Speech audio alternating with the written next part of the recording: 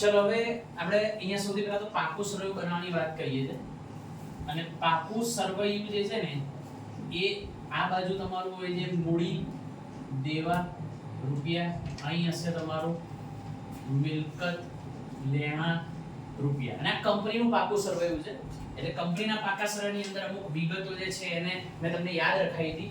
તો અહીં મિલકતો બે પ્રકારની મિલકત હોય. એક હોય બિનચાલુ મિલકત હોય અને બીજી જે હોય એ તમારી ચાલુ મિલકત હોય. બરાબર. અને આ બાજુના જો હેડિંગની વાત કરવામાં આવે તો અહીંયા આગળ તમે મૂડી, જેને આપણે માલિકીના ભંડોળ કહીએ છીએ, એમાં બે પ્રકારના હોય: ઇક્વિટી શેર મૂડી, પ્રેફરન્સ શેર મૂડી અને અનામત. આ બધી જ વિગત જે છે, કોઈ બી અનામત હોય તો એ પણ એમાં કવર કરીએ. આ બધી વિગત જે છે શું બતાવે છે? તો કે માલિકીના ભંડોળ બતાવે છે. બરાબર. અહીં દેવાની વાત કરીએ તો બે પ્રકારના દેવા હોય છે. એક હોય છે લાંબા ગાળાના દેવા અને બીજા હોય છે તમારા ચાલુ દેવા, જેને કહીશું ટૂંકા ગાળાના દેવા, જેને બીજા શબ્દમાં કહેવાય ચાલુ દેવા. બરાબર. આ તો બધા હેડિંગ જ માર્યા છે, એમ સમજો. હવે એ હેડિંગની નીચે અગર કોઈ વિગત જાય છે તો હું નાખતો જઈશ અંદરથી એક એક. આપણે શોધવાનું ટાર્ગેટ ભૂલી ના જતા. This is our target. આપણે માલિકીના ભંડોળ શોધો, એટલે કે આ જે ડિફરન્સ અહીંયા આવે શોધો, એ આપણો ટાર્ગેટ છે. હવે આની અંદર ગોઠવતા જઈએ. તમારે પણ આવી રીતે જેવી તમે હેડિંગ યાદ રાખેલા છે એવી રીતે તમારે યાદ રાખી દેવાના, ઈઝી પડશે. સ્ટાર્ટ કરીએ છે. સૌથી પહેલું લખ્યું છે લેણદારો. હવે તમને એટલી ખબર પડતી હોવી જોઈએ કે લેણદાર જે છે એ તમારું ટૂંકા ગાળાનું દેવું કહેવાય. એટલે હું એને એના હેડિંગ નીચે નાખું છું. રૂપિયા જે તમારા લેણદારોના 1,60,000. ચલો, એના પછી તમને લખ્યું છે દેવી હુંડી. તો દેવી હુંડી જે છે એ પણ તમારું ટૂંકા ગાળાનું દેવું કહેવાય. દેવી હુંડી જે 1,40,000. પછી આગળ તમને કીધું છે ચૂકવવાના બાકી ખર્ચા. તો એ બી ટૂંકા ગાળાનું દેવું જ છે. તો ચૂકવવાના બાકી ખર્ચા જે છે તમારા 1,00,000 રૂપિયા.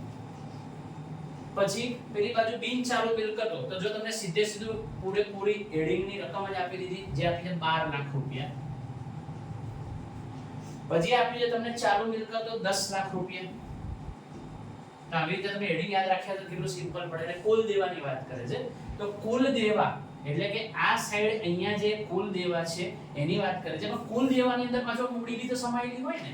એટલે કે કુલ દેવાનો મતલબ એમ કે છે કે લાંબા ગાળાના દેવા પ્લસ ટૂંકા ગાળાના દેવા. અહીંયા સમજીએ છીએ એ વિગતને.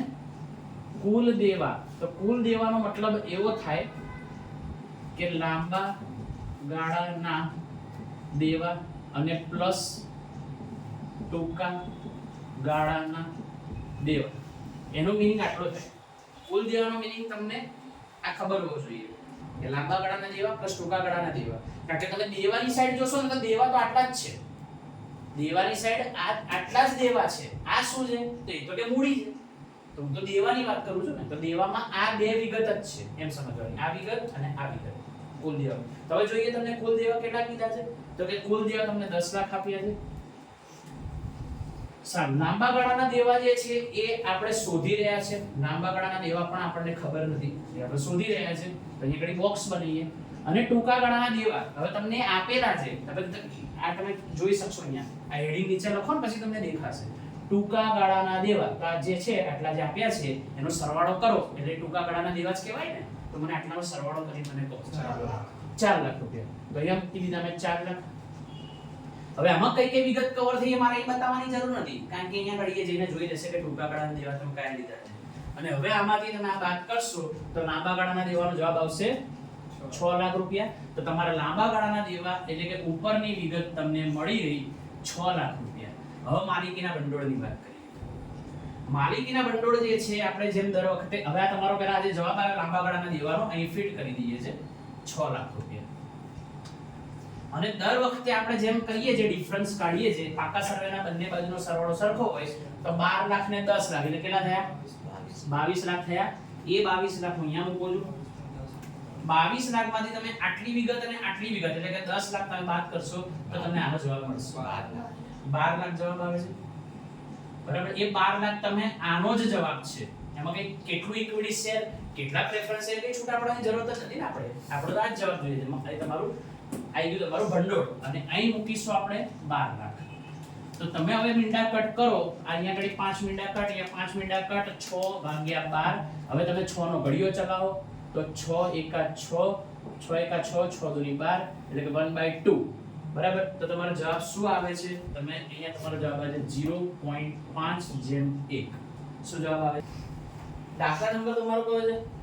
12 છે. અને એની અંદર મિલકત દેવા ગુણોત્તરની અંદર જે કુલ મિલકતો ભાગ્યા કુલ દેવા, તો તમને કુલ લાંબા ગાળાના દેવા, કુલ મિલકતો ભાગ્યા લાંબા ગાળાના દેવા. તો રકમમાં ધ્યાનથી જુઓ કે તમને દેવાની પહેલા વાત કરીએ ને, તો ત્યાં તમને બિન ચાલુ દેવા એટલે કે બિન ચાલુ જવાબદારીઓ અને ચાલુ જવાબદારીઓ બે આપેલી છે.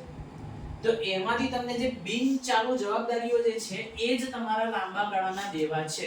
તો આપણે લખી નાખીએ છીએ ત્યાં આગળ. કેટલા લખી નાખીશું? તો કે 4 લાખ. તો તમને એમ થાય કે આ ચાલુ જવાબદારીઓ આપી છે, કેમ આપી છે? તો એ તમને કન્ફ્યુઝ કરવા માટે આપી છે કે તમે એને શું ભૂલથી યુઝ કરી લો છો. અને બીજી વસ્તુ કે આપણને કેમ આપી છે એનું રીઝન બીજું એ છે કે જ્યારે તમે પાકું સરવૈયું બનાવશો, મિલકતની તો શોધવાની બાકી છે ને આપણે, તો એ મિલકત શોધવા માટે તમે આ પાકા સરવૈયાનો યુઝ કરશો, તે એના માટે એની જરૂર પડશે, એટલા માટે એને આપી છે. તો તમને અહીંયા ગાડી લાંબા ગાળાના દેવા એટલે કે તમને બિન ચાલુ જવાબદારીઓ 4 લાખ મૂકી દીધી. પ્રશ્ન અહીંયા ઉભો રહે છે કે મિલકતો ક્યાંથી લઈશું, કુલ મિલકતો. તો એના માટે પાકું સરવૈયું બનાવવું પડશે. બરાબર. ચલો તો પાકું સરવૈયું જે છે એને હું બનાવવા ટ્રાય કરું છું. એની અંદર આ બાજુ છે મિલકત લેણા રૂપિયા, અને આ બાજુ છે તમારું મૂડી દેવા રૂપિયા. ચલો અંદર વાંચતાથી હેડિંગો આપણી પાસે બધા અહીંયા લખેલા જ છે, પણ તેમ છતાં આપણે ડાયરેક્ટ મૂકવા ટ્રાય કરીએ છીએ વાંચીને. તો તમે જુઓ કે અંદર તમને આપ્યું શું છે? તો કે બિન ચાલુ જવાબદારીઓ આપી છે 4 લાખ. તો એ અહીંયા આવી જશે બિન ચાલુ દેવા. કેટલાના? તો કે 4 લાખ. પછી તમને શું આપી છે? તો કે ચાલુ દેવા આપ્યા છે, એટલે કે ચાલુ જવાબદારીઓ આપી છે. તો ચાલુ દેવા, તો તમને ચાલુ દેવા તમને કેટલાના આપેલા છે? 4. તે બી 4 લાખના આપેલા છે. સારું. ચલો પછી તમને અહીંયા ગાડી આ વખતે મૂડી ભંડોળ એમને આપી દીધું છે. મૂડી ભંડોળમાં શું શું આપેલું છે? તો કે ઇક્વિટી શેર મૂડી, પ્રેફરન્સ શેર મૂડી, અને જોડે શું આપી દીધું છે? અનામતો. તો તમે ત્યાં બી જોઈ શકો છો મેં ત્રણે શબ્દ લખેલા. બરાબર છે. તો એ શું છે તમારું? તો કે મૂડી ભંડોળ છે, અને એ તમને મૂડી ભંડોળ આપેલું છે અલગથી. તો એ મૂડી ભંડોળ છે 6 લાખ, 10 લાખ અને 2 લાખ. તો એ મૂકી દઉં છું 6 લાખ, 10 લાખ, 2 લાખ. એટલે કે એનો સરવાળો તમે કરશો એટલે કેટલા થાય? 10 ને 6 16, 16 ને 2 18 લાખ. ઓકે. હવે આપણે જાણીએ છીએ કે પાકા સરવે મિલકત બાજુ તમને કોઈ વિગત આપી જ નથી. ચલો હું અહીંયા આગળ તેમ છતાં બી અહીંયા લખી આપું છું કે કુલ મિલકત.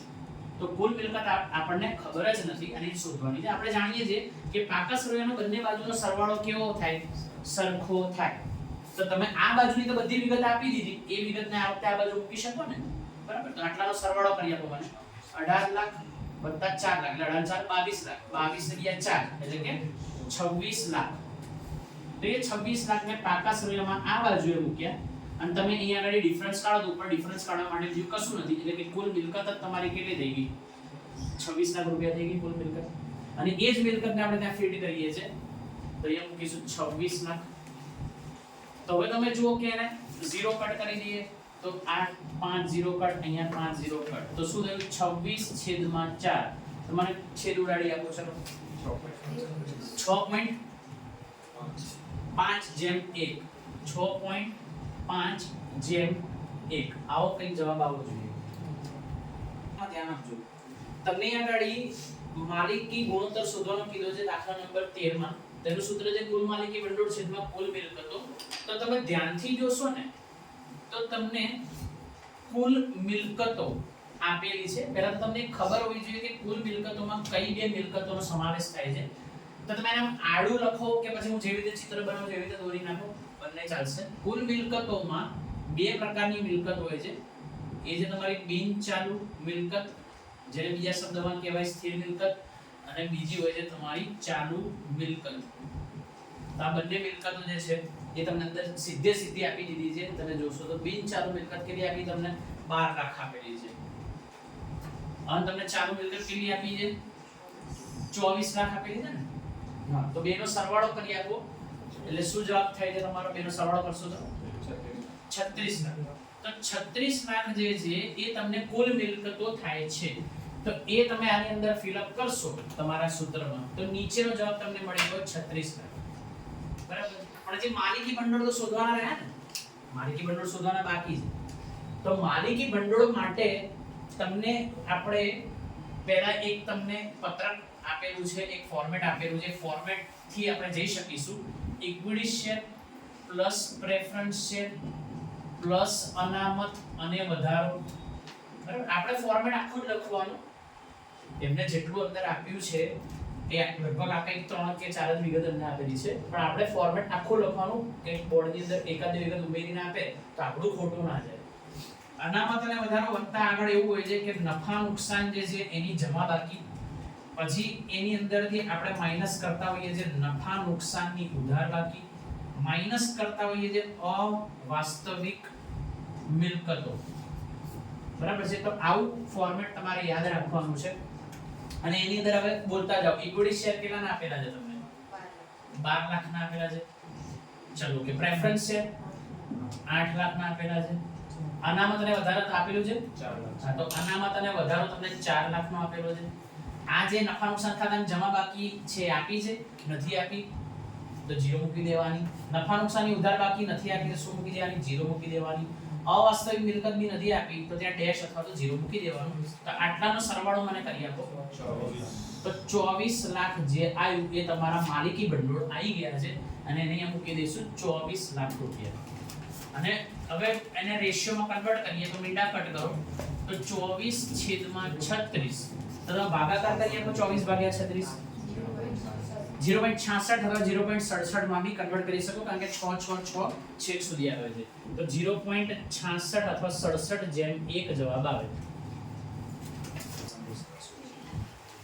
દાખલા નંબર 14 તમને એવું કીધું છે વ્યાજ આવરણ ગુણોત્તર ગણો. એનું આપણે સૂત્ર લગાવી દીધું. વ્યાજ અને કરવેરા પહેલાનો નફો છેદમાં લાંબા ગાળાના દેવાનું વ્યાજ. હવે એ સૂત્ર જે છે એને શોર્ટમાં યાદ રાખવાની એક રીત એ રીતે છે કે એને EBIT એવું પણ કહી શકાય. શું કહેવાય EBIT? what that mean? earning before interest and tax. આ જે લખ્યું છે એનું ઇંગ્લિશ વર્ઝન થયું, બીજું કશું નથી. earning before interest and tax એટલે કે તમને અને ઘણા અહીંયા આગળ ની જગ્યાએ PB બોલતા હોય છે, PBIT એનો મીનિંગ એ થયો profit before interest and tax. તો તમારે એ શોધવાનું છે અને નીચે લખવાનું છે લાંબા ગાળાના દેવાનું વ્યાજ. તો ચલો હવે અંદર જરા નજર મારીએ કે આપણને વિગત શું આપી છે. તો કરવેરા પછીનો નફો તમને આપેલો છે, મતલબ કે તમને PAT આપેલો છે, પ્રોફિટ આફ્ટર ટેક્સ આપેલો છે. 10% ડિબેન્ચર આપેલા છે, કરવેરા જે ચૂકવવાના છે એ પણ આપેલા છે, 12% લોન આપી છે. 12% લોનમાં ધ્યાન આપો તમે કે તમને કામ ચલાઉ કે 12 મહિનામાં ચૂકવવાની એવો શબ્દ નથી લખ્યો, મતલબ કે લાંબા ગાળાની લોન જ છે. બરાબર. પહેલા આટલું ક્લિયર થઈ ગયું. હવે તમને અહીંયા આગળ એક પત્રક જેવું નાનું બતાવું છું, ધ્યાનથી સમજો. અહીં લખું છું EBIT એટલે કે વ્યાજ અને કરવેરા પહેલાનો નફો. એમાંથી સૌથી પહેલા તો I કરીશું પે. I નો મતલબ થાય છે વ્યાજ, ઇન્ટરેસ્ટ. બરાબર છે. અને એના પછી જો સ્ટેપ આપણે કરીશું એમાં T પે કરીશું. T નો મીનિંગ થાય છે ટેક્સ એટલે કે કરવેરા. બરાબર છે. તો વ્યાજ અને કરવેરા પહેલાનો જે નફો જે છે એમાંથી આ બંને વિગત જ્યારે આપણે પે કરી દઈશું ત્યારે એ કન્વર્ટ થઈ જશે PAT માં એટલે કે પ્રોફિટ આફ્ટર ટેક્સ એમાં કન્વર્ટ થાય. આ તમારે એક નાનું પત્રક જેવું મેં તમને આપ્યું, ફોર્મેટ જેવું આપ્યું, એ તમારે લાઈફ ટાઈમ માટે યાદ રાખવાનું છે અને એને હવે એપ્લાય કરીશું. આ છે અહીંયા આગળ લખ્યા મુજબ ગુજરાતી કરવેરા પછીનો, ચૂકવ્યા પછીનો એટલે કે કરવેરા બાદનો નફો. અને પેલું જે છે એ શું છે તો ત્યાં લખેલું જ છે કે વ્યાજ અને કરવેરા પહેલાનો નફો જે આપણે શોધવો છે એટલે એની પર મેં બોક્સ બનાવ્યું. બરાબર. હવે અંદર જોતા જાઓ કે તમને આપ્યું શું છે. તમને આ આપી દીધું છે PAT, પ્રોફિટ આફ્ટર ટેક્સ એટલે કે કરવેરા બાદનો નફો તમને આપેલો છે અને એ તમને કેટલો આપેલો છે? કરવેરા પછીનો નફો આપેલો છે 7,50,000. ખાના ભરી રહ્યો છું કે એમાં કઈ બીજું કઈ નથી કરી રહ્યા, ફોર્મેટ યાદ હોય તો ફક્ત ખાના ભરવાના. વ્યાજ અને કરવેરા પહેલાનો નફો 7,50,000. પછી બીજી તમને વિગત તમને શું આપી છે તો કે 10% ડિબેન્ચર જે કેટલાના છે 20 લાખ રૂપિયાના. તો 10% ડિબેન્ચર જે છે એ સૌથી પહેલા તો તમારા લાંબા ગાળાના દેવા છે એવી ખબર હોવી જોઈએ. લાંબા ગાળાના દેવા અને એ છે તમારા 10% ડિબેન્ચર અને એનું આપણે વ્યાજ કાઢવાનું છે. તો અહીં એનું વ્યાજ કાઢીશું. તો ડિબેન્ચર નું વ્યાજ એટલે કે લાંબા ગાળાના દેવાનું વ્યાજ તો તમારા 20 લાખ જે છે ને એના તમારે 10% કરવાના છે. તો કેટલા થશે 20 લાખનું 10%? 20 લાખના 10% કરશો એટલે થશે તમારા 2 લાખ થાય બેટા. બે એક મિનિટ કમ કરી નાખો તો તમારો જવાબ કેટલો આવે? 2 લાખ. ચલો એના પછી આગળ વાંચો તો તમારા લાંબા ગાળાના દેવા જે છે એનું હું વ્યાજ કાઢીને ત્યાં લખી રહ્યો છું. એના પછી તમને આગળ વિગતમાં કીધું છે કરવેરા ચૂકવવાના છે કેટલા? 2,50,000. તો બોર્ડ પર જુઓ આ કરવેરા ત્યાં ફિલઅપ કરો. કરવેરા કેટલા છે? 2,50,000. બીજી તમને એક લાંબા ગાળાનું દેવું આપ્યું છે અને એ આપી છે તમને 12% લોન. બરાબર ને? તે 12% લોન એ પણ તમારું લાંબા ગાળાનું દેવું જ છે અને એનું વ્યાજ કાઢીને ત્યાં લખવાનું છું. અને અહીંયા લખીશું લોન નું વ્યાજ 12% લોન વ્યાજ. લોન કેટલા રૂપિયાની છે? લોન તમને આપેલી છે 10 લાખ રૂપિયાની જેનું 12% મને કરી આપો. 1,20,000. 10 લાખના 12% એટલે કેટલા થાય? 1,20,000. ચલો તો 1,20,000. અને હવે આપણે આ વિગત સુધી પહોંચવું છે તો આપણે શું કરીશું? તો રિવર્સ જઈશું. તો અહીંથી રિવર્સ જઈએ તો નિશાની રિવર્સ થઈ જાય. એટલે આ વિગત માઈનસ હતી પણ અહીંથી આમ રિવર્સ જાવ છો તો એ વિગત શું થશે? પ્લસ. આ બંને વિગત જે તમારી વ્યાજની વિગત છે એ વ્યાજની વિગત શું હતી? માઈનસ હતી. પણ તમે રિવર્સ જાવ છો એટલે શું કરવું પડશે? પ્લસ. તો તમે આની અંદર આ બધી વિગત પ્લસ કરતા જશો તો તમને આ જવાબ મળી જશે 13,20,000. 13,20,000 જવાબ આવે છે. તો અહીં મૂકીશું 13,20,000. તો આ તમને મળી ગયો જે ઉપરનો જવાબ માંગ્યો છે વ્યાજ અને કરવેરા પહેલાનો નફો એ મળી ગયો 13,20,000. અહીંયા ફિલઅપ કરી દઉં છું 13,20,000 છેદમાં લાંબા ગાળાના દેવાનું વ્યાજ કીધું ને તો જ્યાં લાંબા ગાળાના દેવા હતા એનું વ્યાજ ધેટ મીન્સ કે આ બેનો સરવાળો. લાંબા ગાળાના દેવાનું વ્યાજ જે છે એ આટલું જ હતું ને ડિબેન્ચરનું વ્યાજ અને લોનનું વ્યાજ. તો એ બંનેનો સરવાળો એટલે કેટલો થયો? આ છે તમારું 2 લાખ અને આ છે 1,20,000 એટલે કે 3,20,000. ચલો હવે એને રેશિયોમાં કન્વર્ટ કરીએ. 4 મીંડા અહીંયાથી કટ થાય છે તો 4 મીંડા તમારા ઉપરથી કટ થાય છે તો 132 ભાગ્યા 32 આવે છે. કેલ્ક્યુલેટરમાં કરી આપો 132 ભાગ્યા 4.13 જેમ 1 એવું બોલવાનું. 4.13 જેમ 1. દાખલા નંબર 15 માં કીધું છે કે એલ કંપનીની માહિતી આપી છે સ્ટોક ચલણ દર શોધો.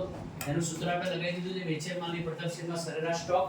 તો સૌથી પહેલા હું એમ કરું છું કે આજે સરેરાશ સ્ટોક જે છે એ શોધી નાખું છું. તો સરેરાશ સ્ટોક એ કઈ રીતે મળે? તો સૂત્ર તમને યાદ હોવું જોઈએ કે શરૂઆતનો સ્ટોક વત્તા આખરનો સ્ટોક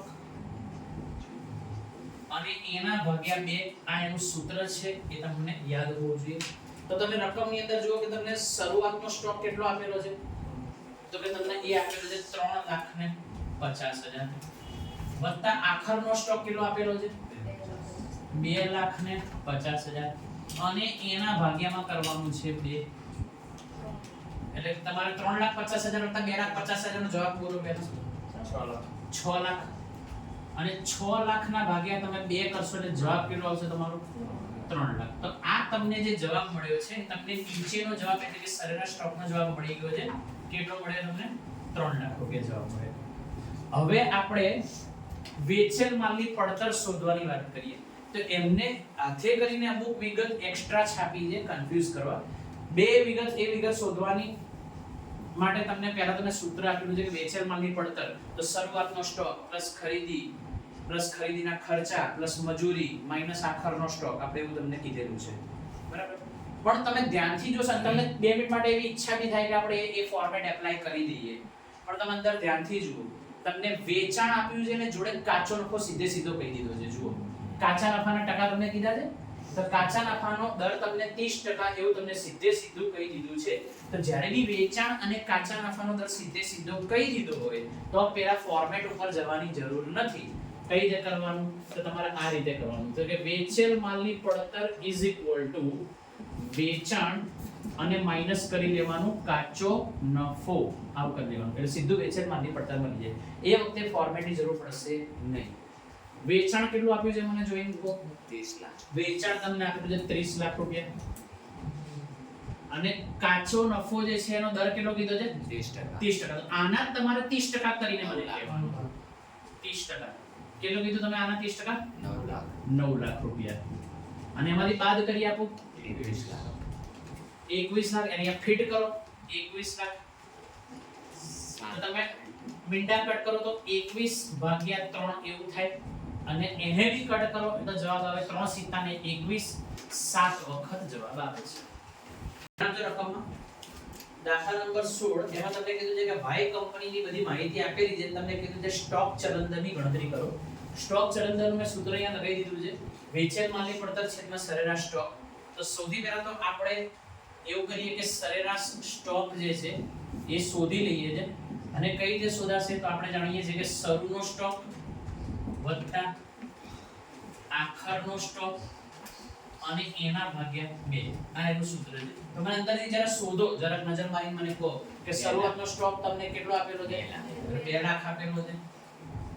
પછી આખરનો સ્ટોક છે તો મને કહો 1,50,000 અને એના ભાગ્યામાં જતું રહેશે 2 એટલે કે 2 લાખ ને 3,50,000 3,50,000 ભાગ્યામાં 2 એટલે કે 1,75,000 તમારો સરેરાશ સ્ટોકનો જવાબ આવે છે જે આપણે નીચે ફિલઅપ કરી શકીશું 1,75,000.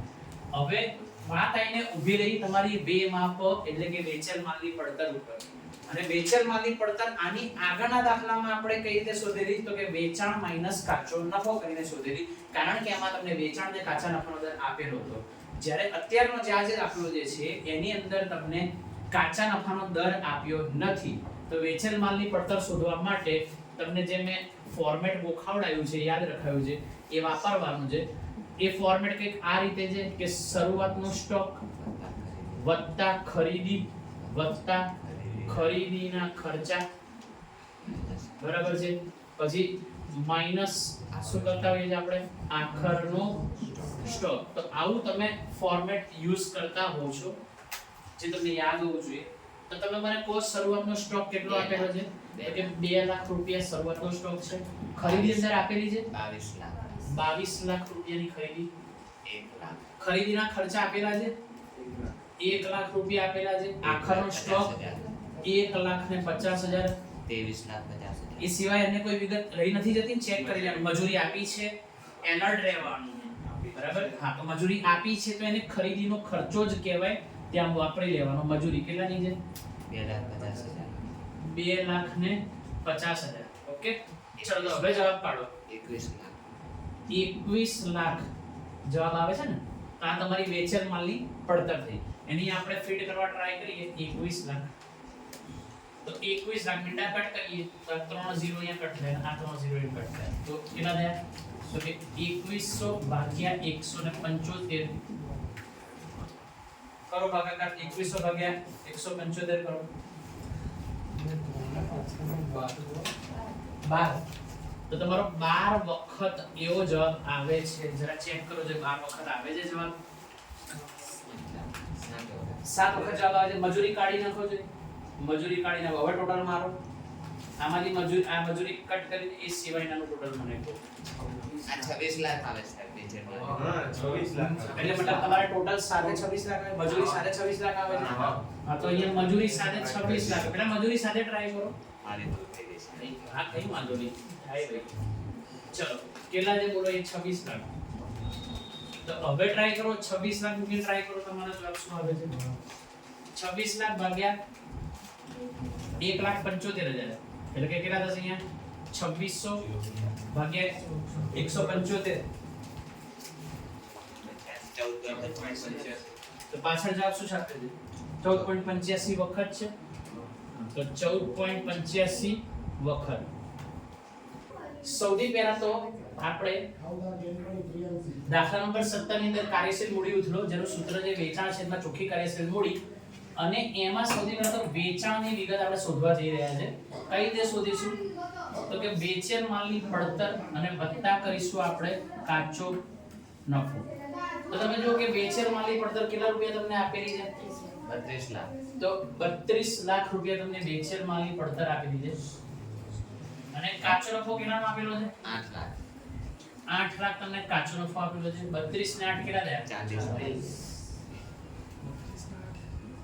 40 લાખ રૂપિયા તમારું વેચાણ મળે છે. જો કદાચ તમને વેચાણ પરત આપ્યું હોય તો આમાંથી બાદ કરવું પડે, પણ વેચાણ પરત તો આપ્યું નથી. એરર રહેવાનું. માનો કે આપ્યું હોય તો બાદ કરવાનું. તો તમને આ 40 લાખ જે જવાબ આવ્યો એ તમને વેચાણમાં મળી ગયો છે. અહીંયા ફિલઅપ કરી દઈએ છે 40 લાખ. અને છેદમાં ચોખ્ખી કાર્યશીલ મૂડી હજી શોધવાની બાકી છે. તો ચોખ્ખી કાર્યશીલ મૂડી શોધવા માટેનું સૂત્ર આ રીતે છે. હું એને ટૂંકમાં ચોકામું એ રીતે લખું છું, ચોખ્ખી કાર્યશીલ મૂડી, અને એનું સૂત્ર છે ચાલુ મિલકત માઈનસ કરીશું ચાલુ દેવા, અને એવું કરવાથી તમને ચોખ્ખી કાર્યશીલ મૂડી મળશે. તો અંદર જે વિગતો આપી છે એમાં જોવા પ્રયત્ન કરીએ છીએ કે આપણને ચાલુ મિલકત કેટલી આપી છે, તો કે 5 લાખ, અને એની એક્ઝેક્ટ નીચે જો તમને ચાલુ દેવા આપેલા છે કેટલાના 3 લાખ. તો અહીં તમને આપી છે 5 લાખ, અહીં તમને આપ્યું છે 3 લાખ, તો તમે એને બાદ બાકી કરી આપો 2 લાખ. 2 લાખ જવાબ આવે છે. તો એ જે આવી તમારી શું આવી, તો કે કાર્યશીલ મૂડી આવી ગઈ 2 લાખ રૂપિયા. એને ત્યાં ફીડ કરો, ચલો 2 લાખ રૂપિયા. અને હવે મીંડા કટ કરીએ 20. તો તમારે આ મીંડા કટ, તો આટલા મીંડા કટ, તો જવાબ છે 40 ભાગ્યા 2 એટલે કે 20 જવાબ આવે છે ભાગાકાર કરતા, અને કહીશું 20 વખત.